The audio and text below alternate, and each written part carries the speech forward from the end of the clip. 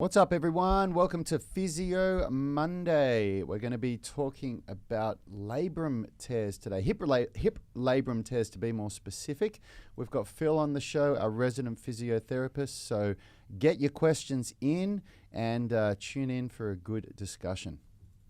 We are the gym that teaches people how to move instead of just exercise, because we believe that health is about performance, not just body image.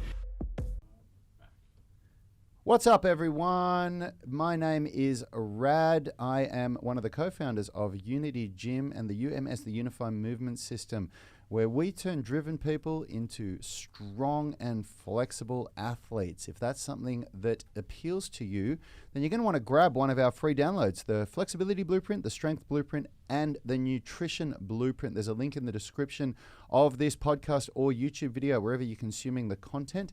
And also, if you're not already a member, go over to Facebook and join our private group called the UMS Movement Mastermind, where we record these podcasts live and answer your questions. Now, as always, I am joined by our resident physiotherapist, Phil White. How you doing today, bro? So well. Yep. So well. Yeah, I just had such a great weekend. Yeah, you did, didn't you? Spent probably about nearly 4 or 5 hours in the surf, and I was so upset. There was a whale in the surf both days at Manly Beach, and I missed it. I just missed it. But if anyone wants to check out some cool photos, yeah, search Manly Beach whale surfing, and there are just some amazing drone shots of these like boards surrounding the whale, and know that was nearly me, but it wasn't. So yeah, it's pretty magic though. Makes you feel good about the world when stuff like that happens. Yeah, that's awesome. In the midst of dark times. Yeah, too true, huh? Too true. But this is a great topic that I'm keen to talk on, and I think we could probably spend quite a while talking about labrums today, because it's a topic that often comes up because it's related both the hip and the shoulder. So we're focusing on the hip today, but there's so much you can take away from the shoulder, and we'll even discuss your experience with your shoulder for sure, labral issue as an example. So I think it's a really good one to also just get the basic principles about rehab training. So before we do that, I just want to give everyone that's watching live a real quick shout out. I can see we've got a bunch of people on here. Can you please just comment in the comments section, just saying hi or anything, so we know who we've got here, and we can give you a shout out, and get your questions in. Any questions, especially to do with labrum, but anything physio related. Any physio related. There's been not too many people with issues this week that I could see. And if you are putting questions on the UMS Mastermind, I think we must be getting something right here. If you are putting any questions in there, make sure you do tag us, like actually getting the notifications up, because Randall, whose questions we're answering today, put our names but didn't tag it, so it's just a bit easier to find it. And maybe even put like hashtag Physio Monday or something. Hi Lee and hi Dave. Thanks for chiming in, and welcome to the show. So should I read out Randall's question, and then we can go from there? So I'm having to scroll down. Have you got it in front of you? Okay, you got it. Okay. Rad, I was hoping you, Phil, and Yanni could speak about hip labrum tears during the physio cast. Mine are classified as extensive tears of the anterior and lateral labrum. And of course, surgery was recommended. However, from what I can tell, surgery is sketchy results-wise, especially for people over 50. Frankly, I'd rather modify and strengthen than have surgery, but it would be great to hear a bit of discussion about this, and if there are alternatives that I should look at, like prolotherapy, joint manipulation, etc. Could just mean my goals from doing splits may move to handstands. Love that thinking, Randall. That's just like... You've just kind of finished the question so well that I like your mindset's in exactly the right to this place. So, I guess to start off, explaining what a labrum actually is probably the way to go. So with both our shoulders and our hips, we have ball and socket joints, which are amazing because they just facilitate so much movement. We can obviously access a whole lot more movement in our shoulder because it's quite a shallow ball and socket joint, whereas in our hips they're quite deep sockets, which is where the labrum sits. And so what the labrum does is it actually just adds like a kind of a point of contact.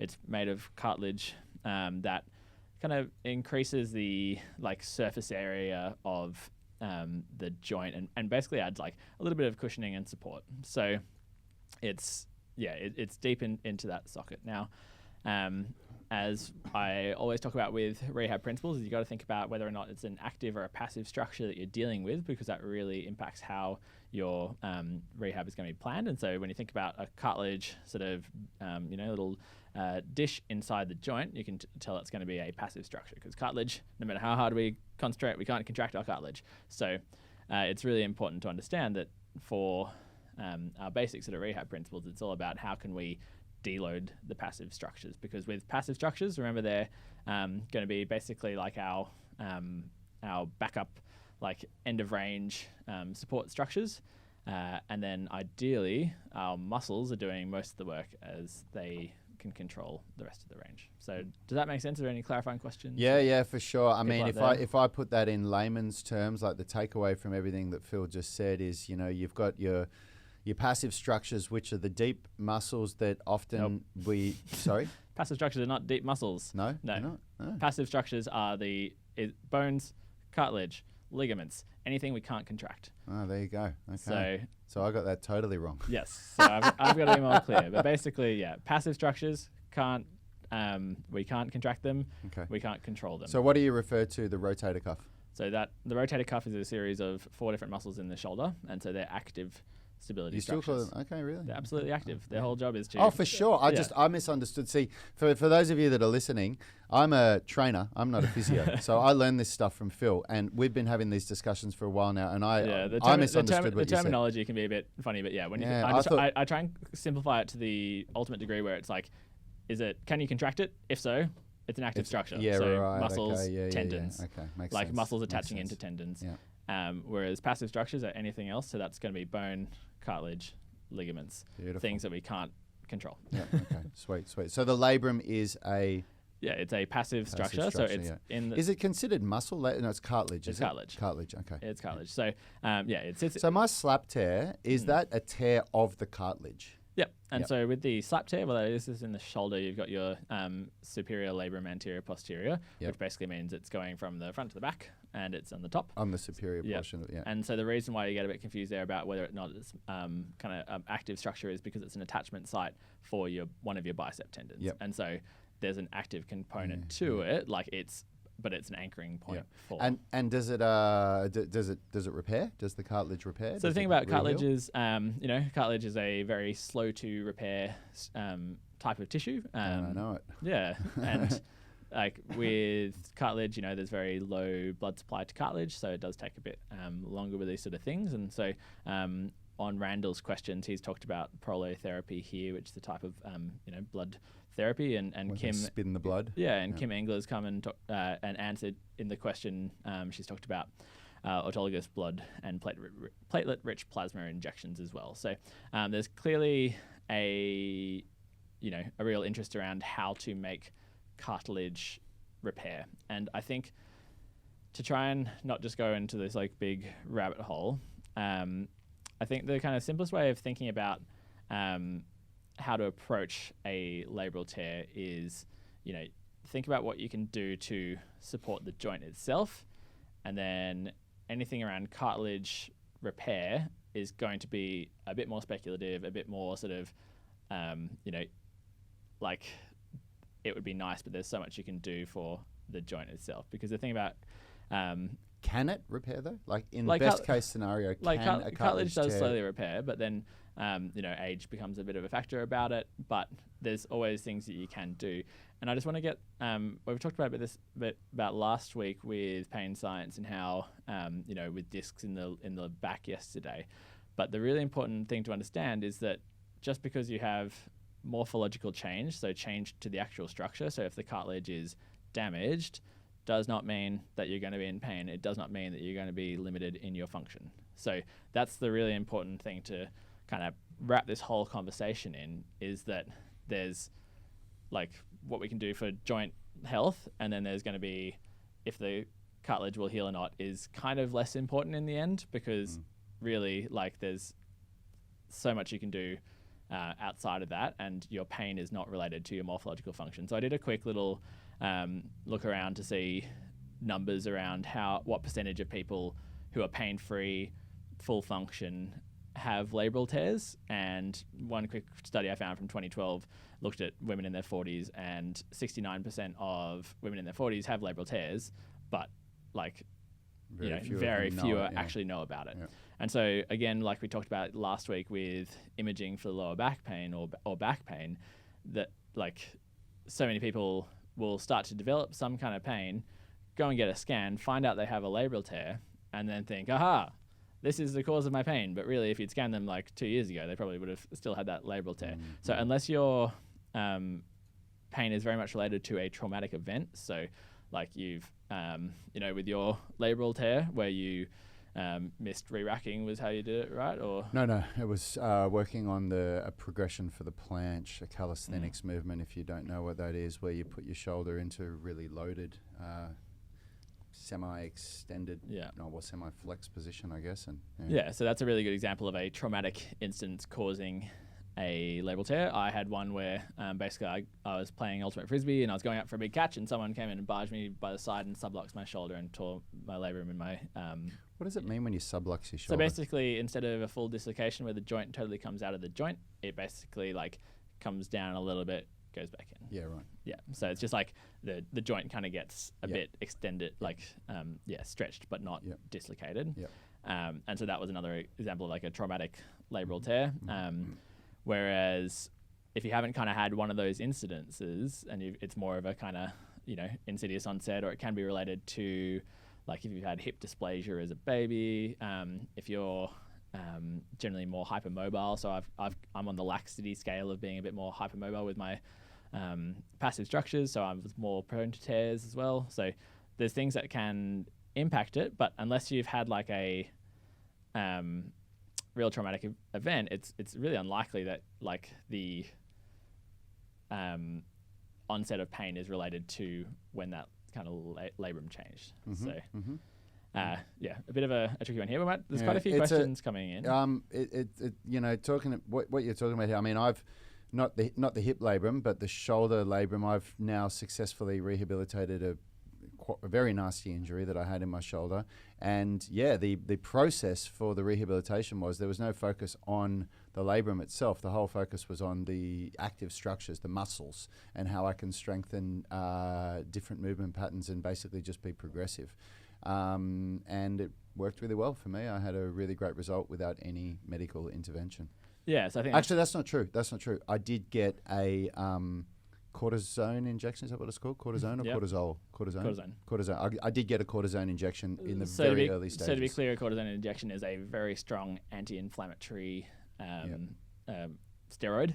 Yep. So it's what you use when it's when they kind of want to test if they're going to do surgery, and it's basically, or it's just to get people out of extreme discomfort. But it's generally not recommended to do continuously because especially with tendons, it can really start to weaken the tendons around it. So it definitely did help me because as a facilitator for exercise, as a facilitator for active intervention, it's and that's how I used it. I should be really clear on that because I spoke to Phil. I got Phil's advice. I got advice from a couple of professionals. And the advice that I got was if you're going to use it to allow you to exercise and rehabilitate, then it is an option. And I used it exactly for that. So anyway. But I think we'll go into your kind of experience of rehabbing that. Probably we'll just quickly get go through the questions. Some of the questions coming. So Jonathan Leffler's saying, "Hey everyone, finally caught the live video today. That's awesome." Lee Clements is saying, "Can cartilage be rebuilt with supplements, etc.?" Yeah, so a lot of people ask about the like chondroitin and all those kind of supplements. I think probably I'm not an expert in that side of things. I wouldn't say rebuilt. The really important thing with cartilage is getting the right kind of load as well to stimulate it. So if you want to look into supplements, I think one of the biggest things to understand about supplements is that if they irrefutably worked, there would be no question about them. And you'd go to a doctor and a doctor would tell you to take it. So at best, supplements are going to give you the smallest amount of if it was something that was the silver bullet, we'd all know about it. You wouldn't be asking this question here. Just in the same way that we know that if you've got a headache, you take Panadol. We know that works. There is objective, clinical research. There is nothing that is that, definitive about supplements. So Eric is saying, I tore the labrum on my left shoulder a few years ago by falling down. Wrong, not fun, and took months to heal. Yeah, I know all about it. Kyle is saying, I did my hip at footy with it trying to pop out my glute. Mechanism was sublux, but didn't pop out. Thankfully, no surgery.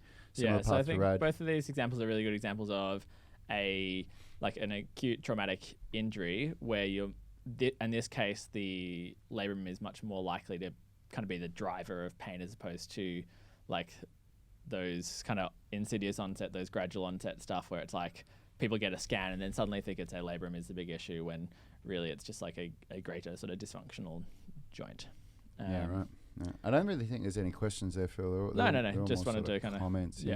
Clarify that. So with Rad's experience of the shoulder, like just is a really good example of how to kind of approach, a labral rehab in a very active sort of way. So I think maybe if you want to just kind of talk about your for sure. So my experience, so I had an acute injury. I was doing a workout and I felt a sudden sharp pain on one of the reps of one of the sets that I did. I didn't think that much of it. I thought, I've kind of moved around and I wasn't doing any overhead movements. So in the workout, I didn't actually push my arms up to really feel what it was like. So I continued my workout and I finished it, which one of my biggest lessons was, if I ever experience a sharp pain in a workout again, it doesn't matter what I feel during the workout, I am going to stop immediately because I am certain that I did far more damage by continuing the workout and continuing to do the exact same exercise that caused the pain. Later on that day, I had just a chronic pain in my shoulder and I couldn't lift my arm above shoulder height. I couldn't, on the podcast, if you're watching, I'm barely lifting my hand above shoulder height here.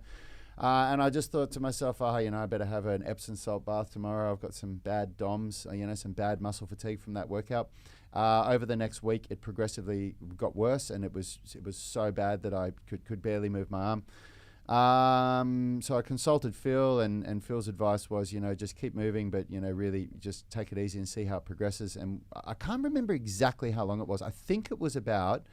So actually, when I say take it easy and keep training, like the thing with this kind of stuff is you want to keep the structures active and train in your available range. So Rad had a really clear, like certain range hurt him, but within like activities within that range. So once you got past 90 degrees, painful, but below that, manageable. Yeah, and that was definitely your advice. I should have been more specific there. It was train within the active range.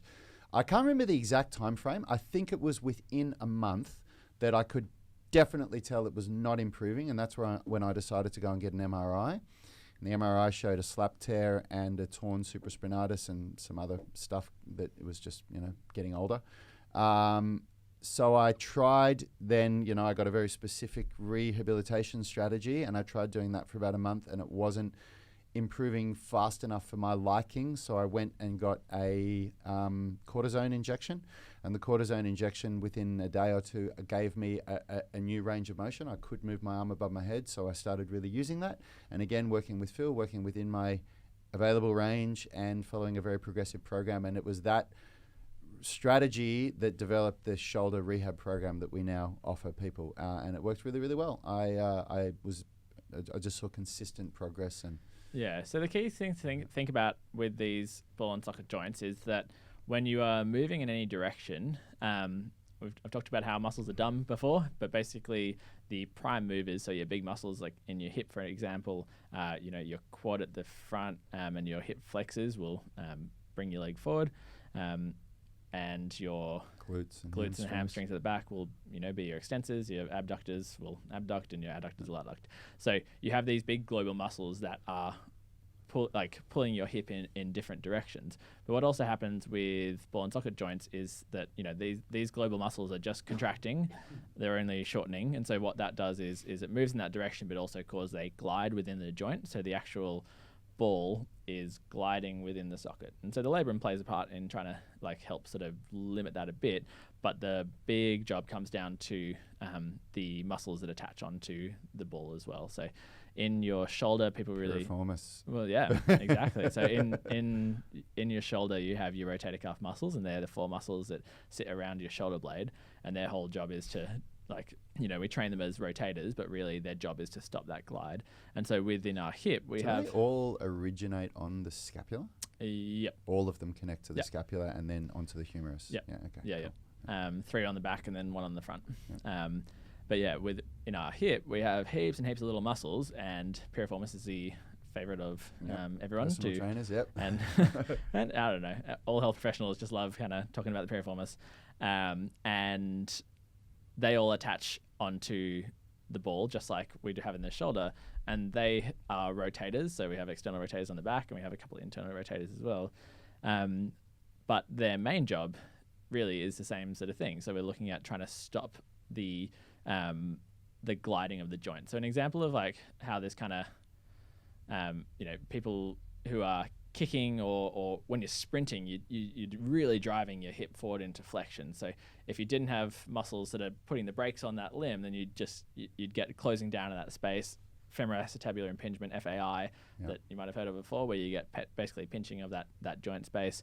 And if you didn't have the extensors as well, you'd get full-on anterior dislocation. So their job there is to really try and control the ball within the socket, keep it in the middle of the joint, so we have a nice pivot point instead of having a joint that's gliding around and basically bashing up against all the passive structures. So the joint, the bone itself, the labrum, and the joint capsule. So if we can have active structures that are really doing their job, then you get much less bouncing around of like the bone on bone, for a term that I hate. But like, if we can control the bone, then it's going to do much less stress on the passive structures and therefore keep the joint much happier and healthier. So for people who've done sort of hip and shoulder rehab with me, there's a big kind of, the big focus is about basically getting really good balance on the joint as a whole. So keeping, for upper body, for example, keeping horizontal push and pull, keeping vertical push-pull. Some people, it can't be vertical. It will just be, whatever level of incline that you can manage, pain-free range. And then for the hip, it's all about still developing all the kind of good hip strength we do in the Unity program, but then adding in some extra stability work as well. I want to take a moment here to point out something that really stood out to me from what Phil said just then, and to highlight something that we are always talking about when people ask us, why is the UMS such a good program? When he was talking about that kicking example and putting the brakes on so that your hip doesn't fly out, if you guys go back and re-listen to what Phil just said there, it really highlights the importance of training agonist and antagonist muscles equally, regardless of what your goal is. So, it doesn't matter if you have a really, like for me, one of my big goals at the moment, like something that I identified in my upper body and my shoulder that I've known for my life, but I never cared about it before because I never cared about aesthetics as a driving force for my training. But my chest, my pec major, is quite underdeveloped for the rest of the muscles in my shoulder, and I'm trying to create symmetry in my shoulder now as I'm out of rehab and I want to avoid this ever happening again. But I don't just train chest. It doesn't matter that is a muscle that I've identified needs some hypertrophy in it. I train 1-to-1 ratio of horizontal pushing and horizontal pulling movements. So for every set, for every rep that I do something that it develops chest strength, I do the exact same amount of sets and reps that develop pulling strength.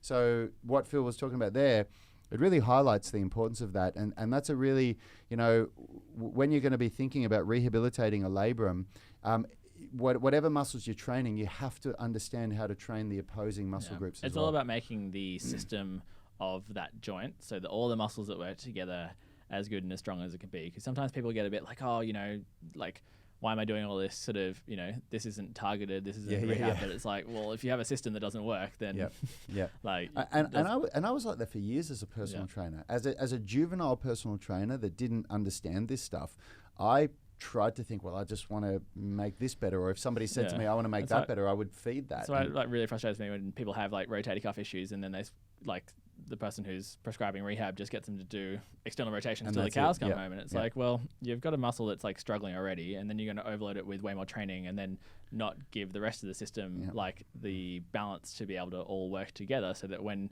you then come back to doing activities, like everything's deconditioned and like you're totally imbalanced, like muscle wise, and it's just no good. Whereas and with the external rotation versus like more dynamic stability work, like the way that the stability muscles work, so the rotator cuff in your shoulder and the hip external rotators and internal rotators, like they have to be reactive. It's not pre-planned stuff. Like you're not sitting there thinking, okay, go like external rotators, stop the anterior like glide. Like you don't think about that stuff. It all happens reactively, and it all happens within a system of movements. So that's why it's so key to keep your big global movements there, train it within like a comfortable range. So I know a lot of people in the Unity kind of tribe get,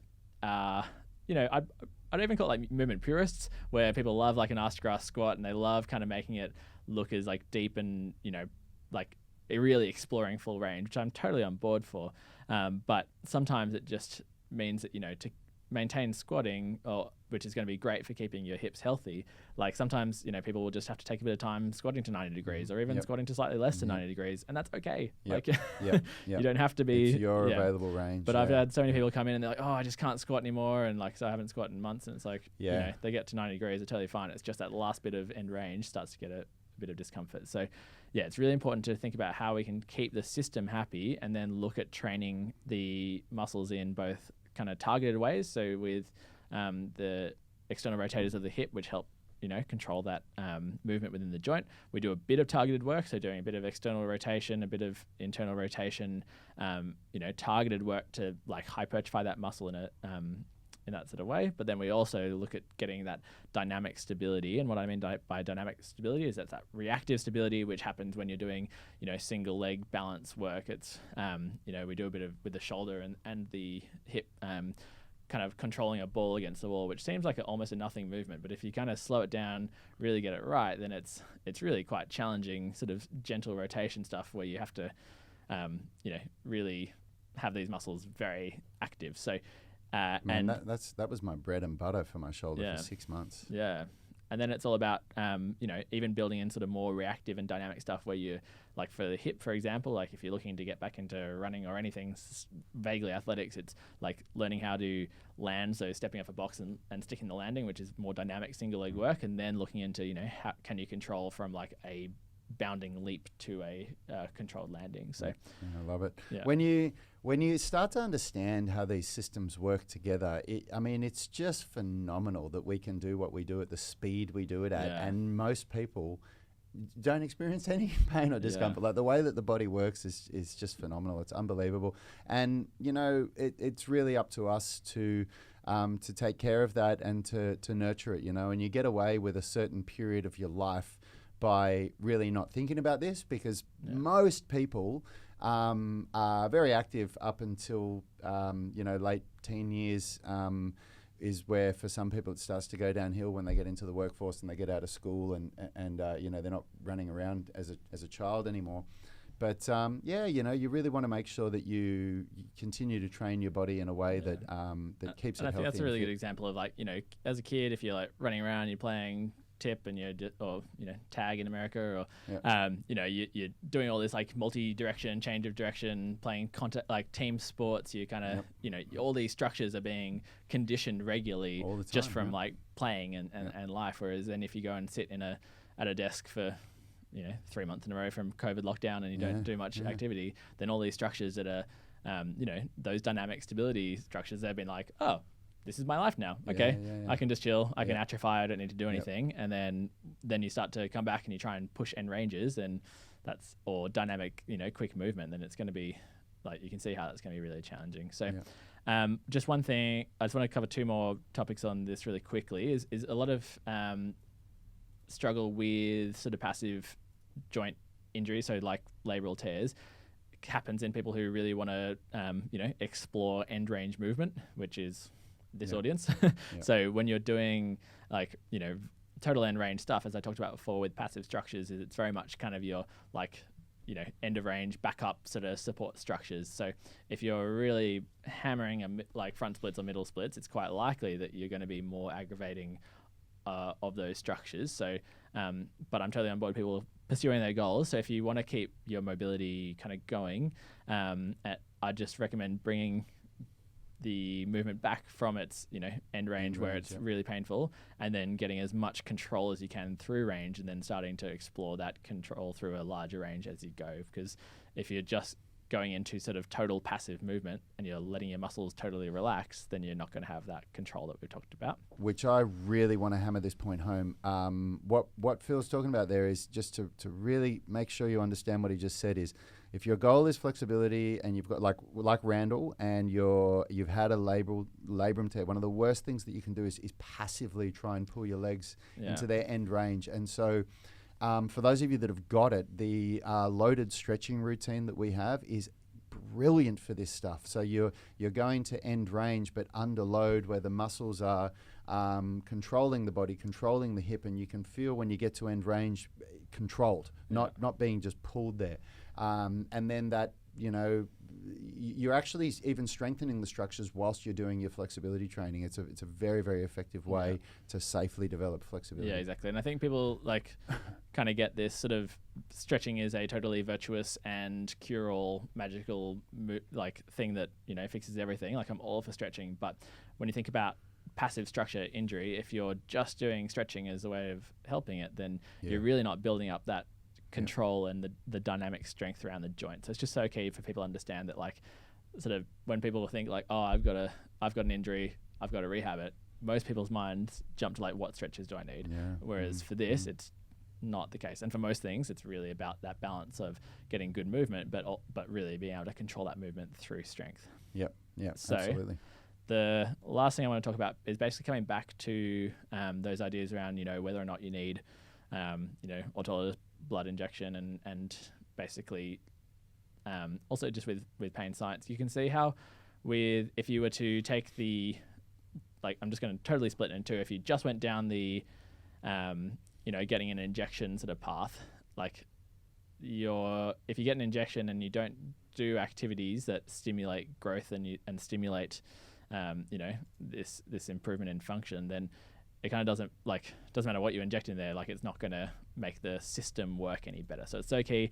I don't really there's not good evidence to show that platelet-enriched plasma or autologous blood injections do have a big result, but if you do or you don't, you've got to be adding proper dynamic progressive rehab in there. And the thing is with pain science as well, we've talked about it so much before, but you get so much benefit from trusting your body and completing goals and having movements that give you confidence in your body, that if you just went down the injection path and then every day you sat there thinking, is it better yet?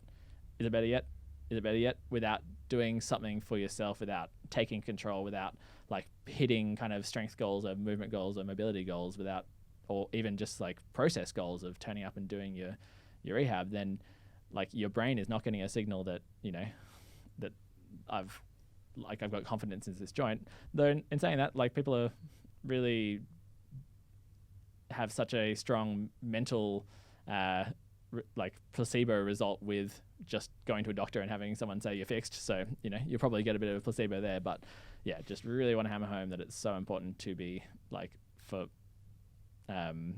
all things pain science and solid rehab principles, you've got to be doing some work. Yeah. Yep.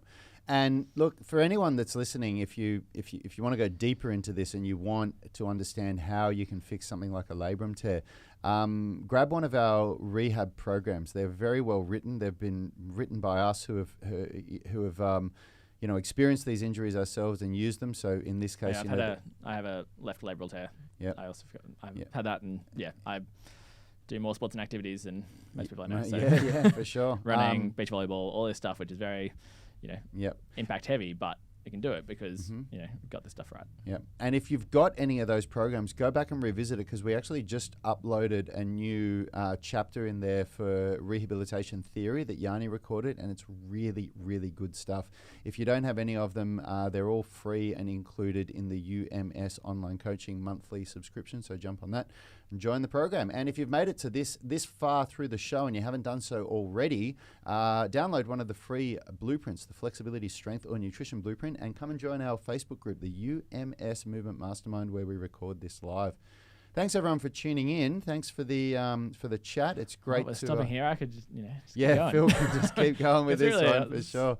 For sure. Get aggro with this sort of stuff. Yeah. Look, it's awesome. I mean, I learned so much from these chats myself, so I can only imagine what our audience is learning. It's and please, if you're watching and I know I talk a bit fast and I get excited and I kind of go down rabbit holes sometimes. So if you are watching and if things are unclear, please, in the comments, or even if you're listening to this after the fact, kind of let me know. It's good to get sort of feedback about how deep to go and how if I'm making things make sense. I try and bring in analogies and try and steer away from complicated words, but I really do appreciate feedback about whether or not the kind of core message is coming through clearly. Yeah.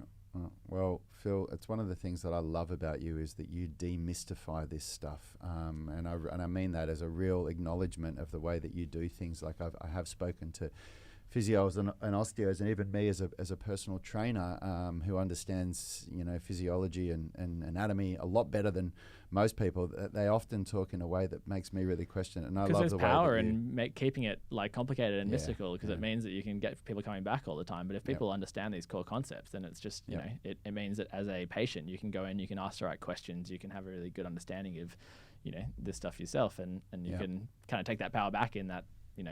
For sure. In that dynamic. Sure. So if anybody listening does need any extra help and wants to do a live online consultation with Phil, you can do that, unless, unfortunately, if you live in the United States, his insurance doesn't cover that part of the world.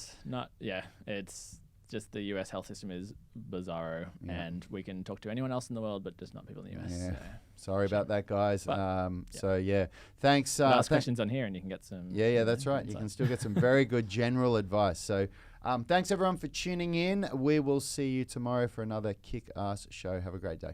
Hey, thanks for watching that video. If you liked it, consider subscribing to our channel and make sure you click the notification bell so you know when our weekly videos are uploaded. Now, the best thing for you to do if you want to stay connected with us and get free online coaching is to join our private Facebook group. It's called the UMS Movement Mastermind, and we go live daily where we answer our members' questions. It's very interactive because you can post questions while we're live and we interact with you on the show. You can also upload videos or pictures of yourself with any movements, any stretches, strength training movements, calisthenics, weightlifting, anything that you're struggling with, and we'll critique you, give you feedback, let you know how you can get better. It's a really valuable resource. It allows a lot of communication with us and also our senior tribe members. You'll get answers very, very quickly, and it's absolutely free. So jump on Facebook, search for UMS Movement Mastermind and join now. Until next time, have a great day.